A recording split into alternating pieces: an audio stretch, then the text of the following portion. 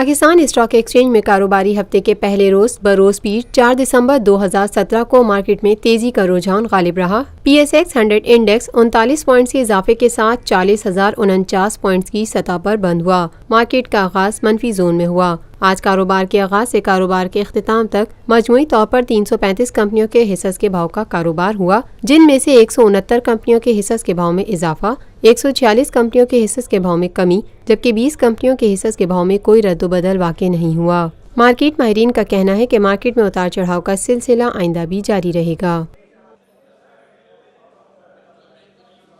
Lotus Lake Towers, a groundbreaking endeavor by Lotus Properties.